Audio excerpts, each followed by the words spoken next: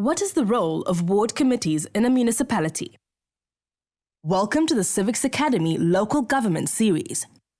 These videos explain how local government functions. In order to be responsible citizens and shape the country we want, we need to know how government functions and how we can engage it. In this video, we define the nature, functions, and responsibilities of ward committees. What is a ward?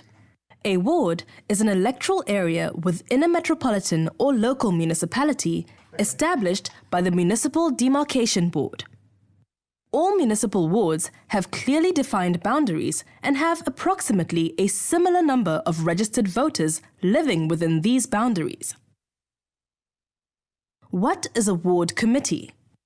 A ward committee is a democratically elected body made up of representatives of a particular ward. The ward committee represents a wide variety of community interests and meets regularly under the chairpersonship of the ward councillor.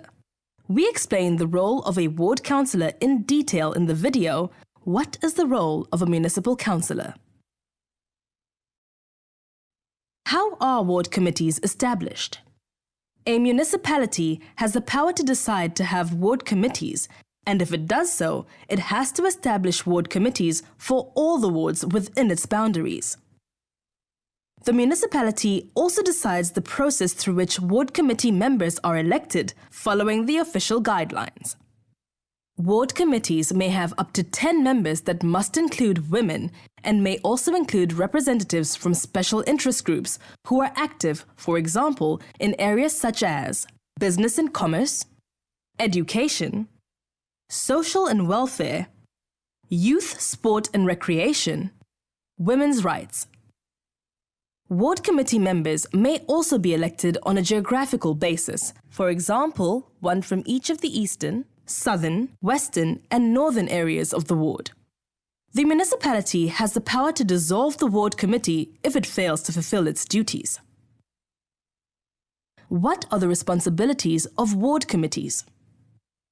Ward committees serve as a link between the municipality and the community. They have a number of responsibilities. Firstly, ward committees must make representations and recommendations on any municipal service matter affecting that ward. For example, the need for streetlights to promote safety and combat crime, or an improved refuse removal service. Secondly, the ward committee communicates between the municipality and the people in the ward through the ward councillor. The ward committee can, for example, request feedback on matters relevant to the ward from the municipal council, such as capital projects, possible tariff increases, or job creation projects within the ward. Thirdly, the ward committee can hold the ward councillor accountable on his election promises, his attendance of meetings, and progress made. Fourthly, the ward committee members should engage with its community through regular meetings, attend to grievances and complaints, and door-to-door interactions.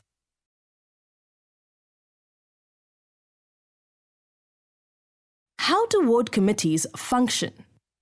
Ward committees should meet at least 4 times a year because ward councillors must report back to their wards on a quarterly basis.